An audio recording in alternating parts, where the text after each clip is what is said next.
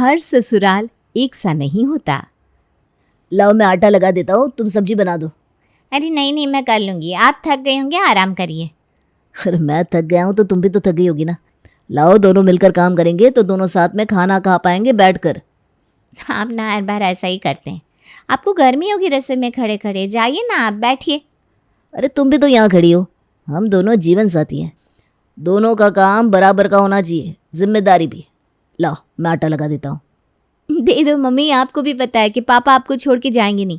जब तक आपका काम नहीं हो जाता वो भी यहीं खड़े रहेंगे। हाँ तो इसी बहाने हम दोनों को एक साथ वक्त भी मिल जाता है और रसोई का काम भी हो जाता है, फिर हम दोनों साथ मिलकर खाना खाते हैं। ऐसा क्या किया है आपने मम्मी जो पापा आपके प्यार में इतने मजनू बने फिरते हैं? चुप कर भी, शर्म कुछ भी कहती है। ये तो मेरी खुशकिस्मत है जो मुझे तेरे पापा जैसे अच्छे जीवन साथी मिले हैं। गलत, हम दोनों खुशकिस्मत है जो हमें एक दूसरे का साथ मिला है। बेटा आपके जीवन में जो भी साथ आता है उसके साथ अगर आपको अपना रिश्ता सही रखना है तो सिर्फ एक ही शर्त होती है कि उसे उतना ही प्यार और सम्मान दो जितना आप अपने लिए चाहते हैं। और सबसे ज़रूरी चीज़ होती है आपका वक्त। जितना वक्त आप एक दूसरे के साथ बिताते हैं उतना ही आपका रिश्ता और खूबसूरत होता है। मैं बहुत लकी हूँ कि मुझे आप जैसे मम्मी पापा मिले हैं। चिंता मत करो, हम तुम्हारे लिए ऐसा ही परिवार ढूंढेंगे जहां तुम्हें उतना ही प्यार मिल सके। सुमित्रा और विजय अपनी बेटी अक्षरा के लिए एक ऐसा ही परिवार ढूंढ रहे थे जहां उसे उतना ही प्यार मिल सके जितना उसे उसके मायके में मिला है। विजय के किसी करीबी रिश्तेदार ने उन्हें कपूर परिवार के छोटे बेटे मोहित के बारे में बताया। वो भी अपने बेटे के लिए किसी अच्छी लड़की की तलाश कर रहे थे। आज शाम को कपूर परिवार आ रहा है हमारी अक्षरा को देखने।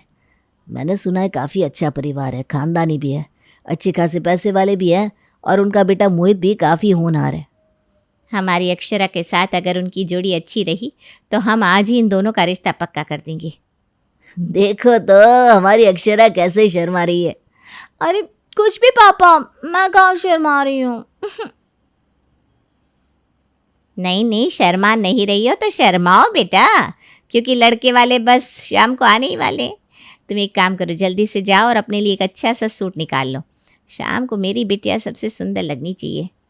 मेरी बिटिया तो सुंदर ही लगती है, देखते हैं कि अब उनका मोहित कैसा दिखता है। अक्षरा का परिवार कपूर परिवार के आने की राह देख रहा था। अक्षरा ने एक सुंदर सा सूट पहना जिसमें वो बहुत ज़्यादा खूबसूरत लग रही थी। लेकिन जब मोहित उनके घर आया तो उसे देखकर अक्षरा सब कुछ एक पल के लिए भूल गई। अरे आइए आइए आइए, आप सबका स्वागत है। हम सब भी आपसे मिलने के लिए बहुत उत्सुक थे। आपकी मौसी ने आपके परिवार की और आपकी बेटी अक्षरा की बड़ी तारीफ की थी। जी, मौसी जी ने आपके परिवार की भी खूब तारीफ की थी। हमें भी आपसे मिलने की इच्छा थी। यह है मेरा बड़ा बेटा जय और उसकी पत्नी बरखा। जी नमस्ते।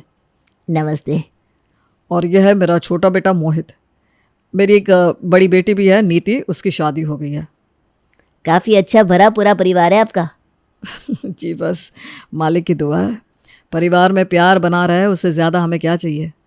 जी मेरा भी यही मानना है कि परिवार के रिश्तों में प्यार होना बहुत ज़रूरी है, इससे ज़िंदगी आसान हो जाती है। हम सब बातें ही करते रहेंगे या जिन दोनों को साथ में ज़िंदगी बितानी है हमें उन्हें भी मौका देना चाहिए मिलने का। जी बिल्कुल सही कहा आपने। मैं अक्षरा को बुलाकर लाती हूँ। जी। अक्षरा ने दूर से ही मोहित को देख लिया था और उसकी माँ समझ गई थी कि अक्षरा को मोहित पसंद आ गया है। तुझे देखकर लग रहा है कि मोहित तुझे पसंद आ गया है। नहीं ऐसा नहीं है, बस ठीक ही है। अच्छा, तो तू कहे तो उन्हें मना कर दूँ फिर? अरे नहीं मैंने ऐसा कब कहा। चल सब पता है मुझे। अब जल्दी से बाहर चल, सब तुम्हारा इंतज़ार कर रहे हैं। अक्षरा को देखकर कपूर परिवार भी काफ़ी खुश दिखाई दे रहा था। अब इन्हें और इंतज़ार नहीं करवाना चाहिए। क्या मैं सही कह रही हूँ ना? हाँ अक्षरा, जाओ बेटा, मोहित को अपना गार्डन दिखा लाओ ज़रा। जी माँ। अक्षरा और मोहित बाहर बात करने जाते हैं। दोनों ने एक दूसरे को देखते ही पसंद कर लिया था, लेकिन फिर भी ऐसे कुछ सवाल थे जो उन्हें एक दूसरे से पूछने थे। आपकी अपने जीवन साथी से क्या उम्मीद है? मेरा मतलब है कि आपने कभी सोचा तो होगा ही कि आप जिसे शादी करना चाहती है वो कैसा होना चाहिए। सच कहूँ तो मैं हमेशा से चाहती हूँ कि मेरा जीवन साथी बिल्कुल मेरे पापा की तरह हो, जो जीवन भर मेरे साथ चले, मुझे समझे, मेरी हर तकलीफ़ को अपना समझे। बस इससे ज़्यादा मुझे कोई उम्मीद नहीं है। आपकी सोच बहुत अच्छी है। और आप किस तरह की पत्नी की उम्मीद रखते हैं?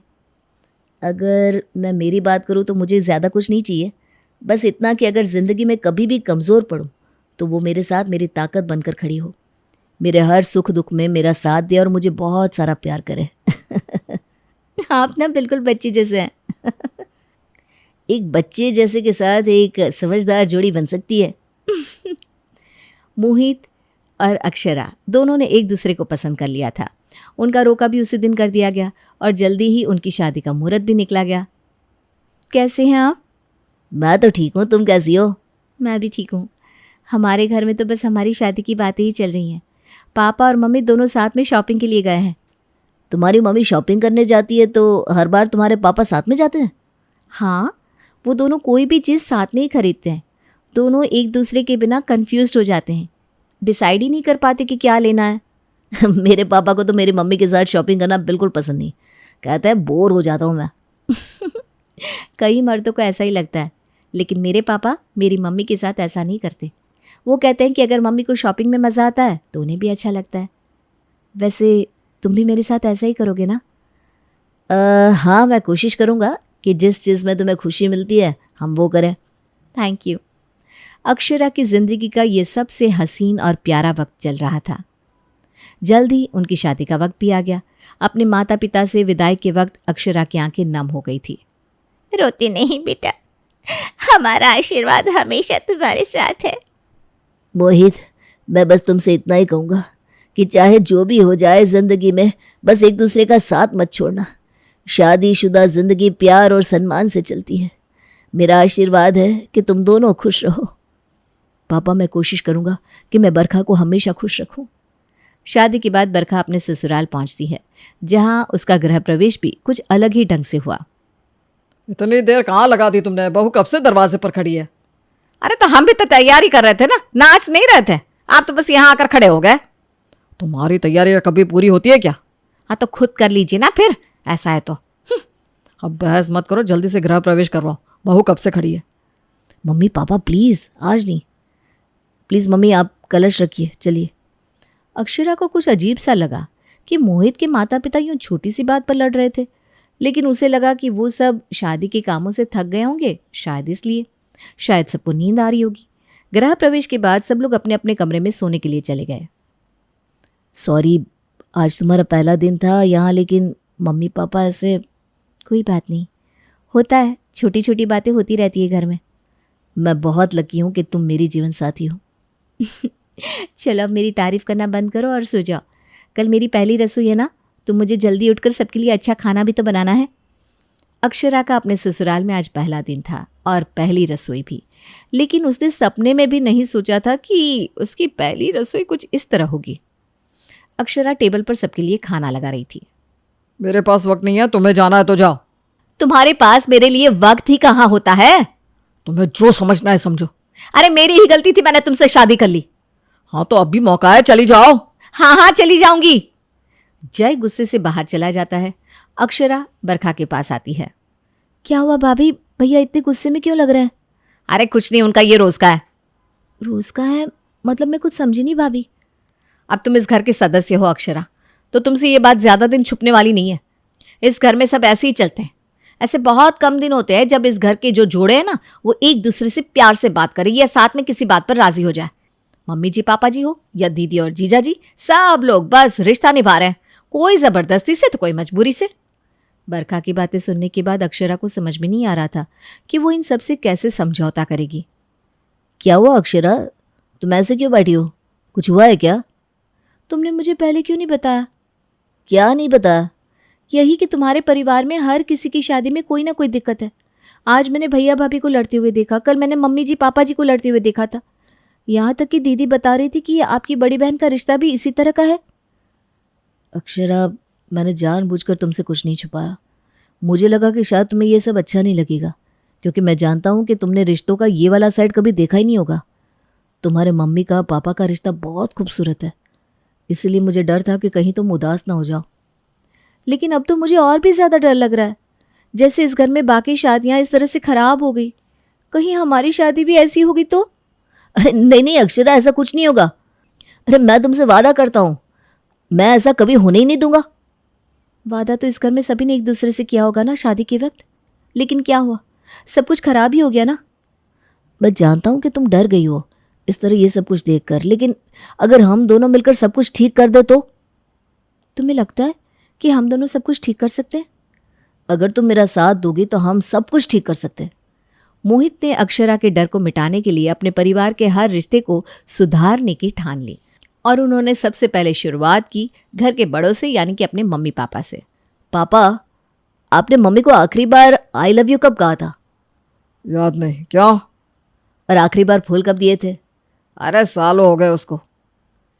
आपने मम्मी को आखिरी बार गिफ्ट कब दी थी? शायद 8 साल पहले, जब हम घूमने गए थे तब दिया होगा शायद। अरे लेकिन तुम दोनों मुझसे ये सवाल क्यों कर रहे हो?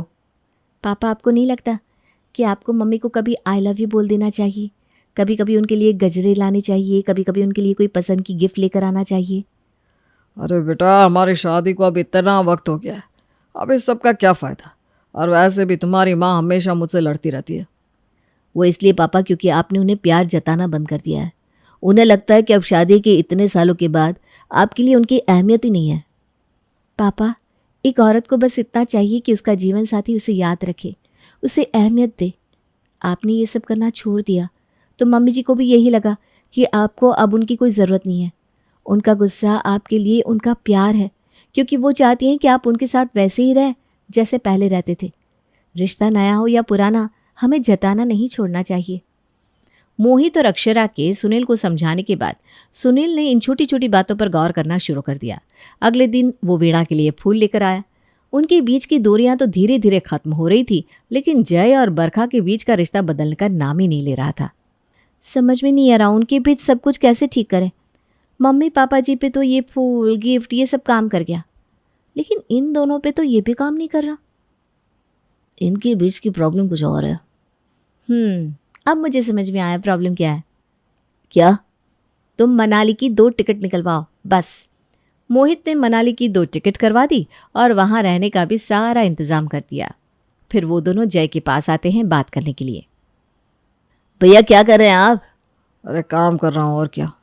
वही तो, आपने पिछले 4 सालों में काम के अलावा और कुछ किया भी है? अरे काम करूँगा तो ही अपने परिवार को एक बेहतर ज़िंदगी दे पाऊँगा ना। लेकिन भैया क्या आपने सोचा है कि जिस परिवार के लिए आप ये सब कर रहे हैं, अगर वही आपके साथ ना रहे तो? ज़रा सोचिए भैया, कल को अगर भाभी ने आपका साथ छोड़ दिया और वो मुन्ने को अपने साथ लेकर चली गई तो आप क्या करेंगे? भैया, भाभी को आपसे कुछ नहीं चाहिए, बस चाहिए तो आपका थोड़ा सा वक्त। पिछले 4 सालों से वो बस आपकी इसी वक्त के लिए तरस रही हैं। एक बार उनके साथ वक्त बिताकर तो देखिए, उनकी बात को सुनकर तो देखिए। आपको समझ में आएगा कि उनके लिए ये पैसा नहीं, लेकिन आप बहुत महत्व रखते हैं। लेकिन अब मैं उसे कैसे जाकर सॉरी कहूँ? हमने सारी तैयारी कर ली है, आपको बस जाकर कहना है कि बरखा, मैंने हम दोनों के लिए मनाली की ट्रिप प्लान किया है। 2 दिन बाद हम जाएंगे, तो शॉपिंग करके आए क्या? क्या आप सच कह रहे हैं? मुझे माफ़ कर दो। मैं हम सब के लिए मेहनत कर रहा था ये सोचकर कि हमारा भविष्य ख़राब ना हो, लेकिन मैं ये भूल गया कि इन सब में हमारा आज बर्बाद हो रहा है। मैं भी सॉरी कहती हूँ आपको बार बार यूँ ताने मारने के लिए। चलो ये सब छोड़ो, अब शॉपिंग पे चले। चलिए। मोहित और अक्षरा की कोशिश ने सारे रिश्तों को फिर से जोड़ दिया, जिससे उनका खुद का रिश्ता भी और खूबसूरत हो गया। कुछ साल बाद जब मोहित और अक्षरा बूढ़े हो चुके थे। ये लो तुम्हारे लिए गजरे लाया हूँ। इतने साल हो गए लेकिन आप मेरे लिए गजरे लाना नहीं भूलते। कैसे भूल सकता हूँ, तुम मेरी जीवन साथी जो हो। हर ससुराल एक जैसा नहीं होता, लेकिन अगर रिश्तों को संजो कर रखा जाए तो हर ससुराल प्यारा होता है।